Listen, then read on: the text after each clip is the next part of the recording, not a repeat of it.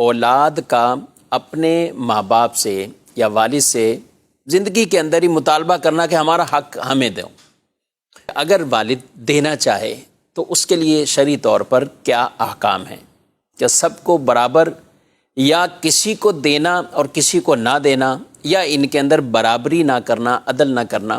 اس حوالے سے ڈیٹیل ہے، تفصیل ہے. پہلی بات، اولاد کو زندگی میں یہ حق نہیں پہنچتا کہ اپنے والد سے وہ جائیداد کے بٹوارے کا مطالبہ کریں، اور اس طور پر مطالبہ کرنا کہ جو انہیں تکلیف میں مبتلا کرے، اذیتیں دے، نافرمانیاں کریں. یعنی ان کا یہ مانگنا اور مطالبہ کرنا ہی والد کے لیے تکلیف دہ ہو تو یہ حق نہیں اس کو، اور زندگی میں اس کا کوئی حق بنتا ہی نہیں ہے جائیداد میں سے، کیونکہ ابھی والد زندہ ہیں، مالک ہیں اپنی چیزوں کے. وراثت کے احکامات انتقال کے بعد ہیں.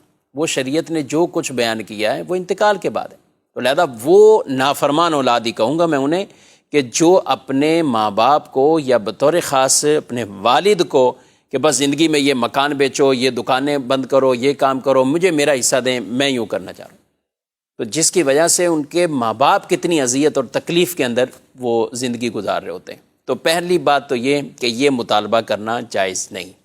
ہاں، والد اگر زندگی میں خود ہی بخوشی چاہتے ہیں کہ میں اپنا جو کچھ ہے وہ تقسیم کر دوں، تو بالکل یہ والد کو حق حاصل ہے، اور شریعت مطہرہ نے اس کے بھی احکامات باقاعدہ بیان کیے ہیں کہ چاہتے ہیں کہ زندگی میں تقسیم کریں. لوگ پوچھ رہے ہوتے ہیں کہ والد اپنا کتنا حصہ رکھیں، تو وہ تو خود ہی مالک ہیں، جتنا چاہیں اپنے لیے حصہ رکھ لیں، اپنے لیے جتنا چاہیں وہ رکھ لیں، اہلیہ کو جو دینا ہے وہ ان کو دے دیں.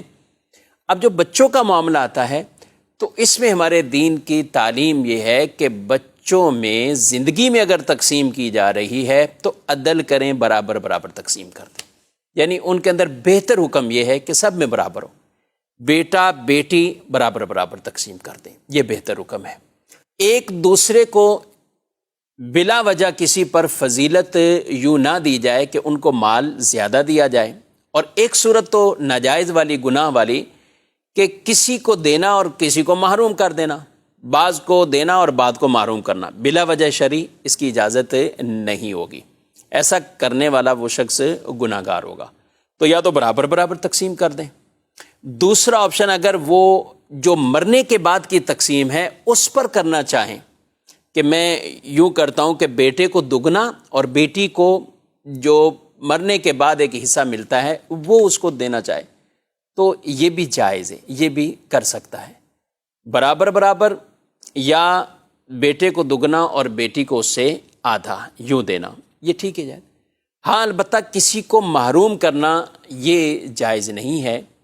اور اگر کوئی دینی فضیلت کسی میں پائی جاتی ہے، یعنی کوئی بیٹا وہ خدمت گزار زیادہ ہے یا بیٹی خدمت گزار زیادہ ہے، اسی طریقے سے کوئی اولاد میں سے کوئی عالم دین ہے اور وہ دینی طور پر ان معاملات میں مشغول رہتے ہیں، تو والد چاہتے ہیں کہ ان کی مالی طور پر میں کوئی مدد کر دوں، کچھ زیادہ دے دوں، تو یہ ایک الگ بات ہے، یہاں دینے کی بھی گنجائش موجود ہے اور دے سکتے ہیں.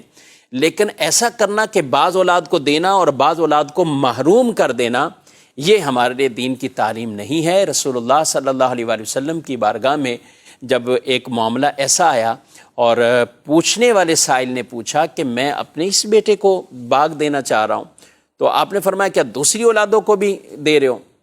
کہا نہیں. تو فرمایا میں اس ظلم پر گواہ نہیں بنتا، اور ایک روایت میں فرمایا کسی اور کو اس ظلم پر گواہ بناؤ، میں اس پر گواہ نہیں بنتا.